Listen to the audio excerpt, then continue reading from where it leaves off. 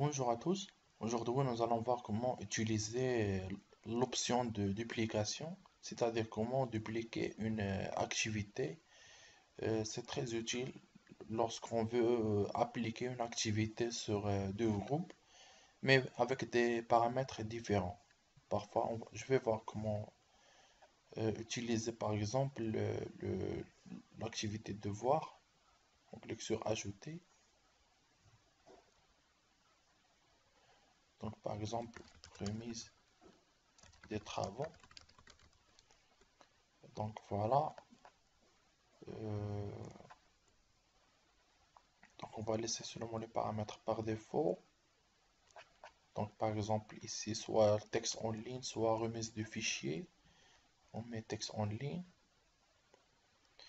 Donc le type de feedback, donc commentaire en ligne, oui. Le réglage de la remise de travaux, par exemple. Exiger que l'étudiant cliquant sur le bouton envoyer le devoir. Demander aux étudiants d'accepter l'énoncé de remise pour les devoirs. Réouverture des travaux remis. Donc jamais. Et pour les réglages de remise en groupe, on va pas utiliser cette partie-là. Donc on va seulement voir l'utilité de duplication des activités. Donc on va utiliser cette activité pour un groupe, par exemple. On revient à notre réglage de devoir et on va vers réglage courant. Donc on va utiliser le mode de groupe séparé et on va utiliser le groupement A et on va enregistrer. Comme vous voyez ici, c'est la remise des travaux pour le groupement A avec une date bien précise.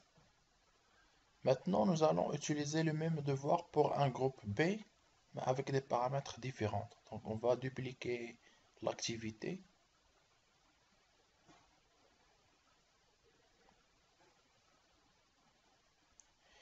Donc, voilà, et on va vers les paramètres.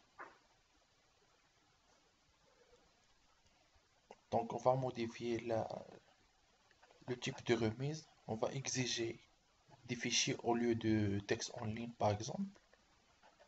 On peut changer aussi la date de remise des travaux. Donc on va pousser un petit peu. Donc le 8 novembre au lieu de le 1. Et autoriser la remise. Donc voilà. Sinon on va la laisser 1. Donc le 8. Et pour la date de remise, donc le 12 par exemple. Donc voilà. On peut changer n'importe quel paramètre si on veut pour le groupe B. Et on va enregistrer. Donc j'ai oublié, il faut mentionner le groupe B donc dans les paramètres courants. Donc voilà, on va vers le réglage courant.